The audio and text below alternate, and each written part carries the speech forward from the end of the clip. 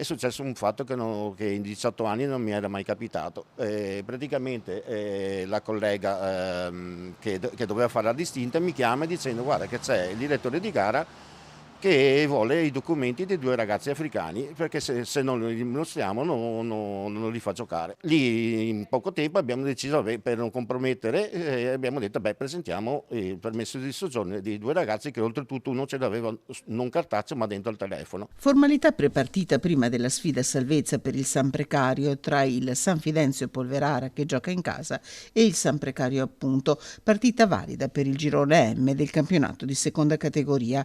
I dirigenti presentano la documentazione e si trovano davanti a una richiesta dell'arbitro, un veneziano, che li lascia di stucco. Per il riconoscimento di due giocatori africani della Polisportiva San Precario serve il permesso di soggiorno. Paola Paccagnella, presente come dirigente del San Precario, resta di stucco.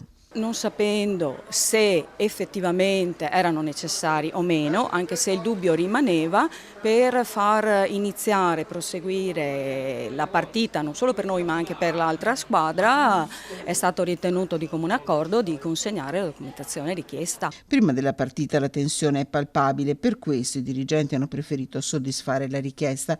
Al termine della sfida però la Polisportiva San Precario ha deciso di approfondire quanto accaduto. Noi come Polisportiva San Precario, che siamo antirazzisti fin dalla nascita, che abbiamo fatto le campagne We Will to Play, gioco anch'io per far giocare tutti, trovo strano proprio questa richiesta proprio a noi come Polisportiva San Precario, squadra antirazzista nata dal 2007. La vicenda è stata segnalata alla FIGC regionale che ha chiesto un'esatta ricostruzione di quanto accaduto, episodio da verificare anche per AIA Veneto, l'associazione degli arbitri, con il presidente regionale Serena che nega la necessità di chiedere il permesso di soggiorno da parte dei fischietti in campo. Per Paola Paccagnella la prima preoccupazione sono stati i giocatori. In attesa delle decisioni di FIGC e AIA, la San Precario adesso ha due sfide salvezza decisive e un messaggio da rivolgere all'arbitro. Io spero che riconosca il suo errore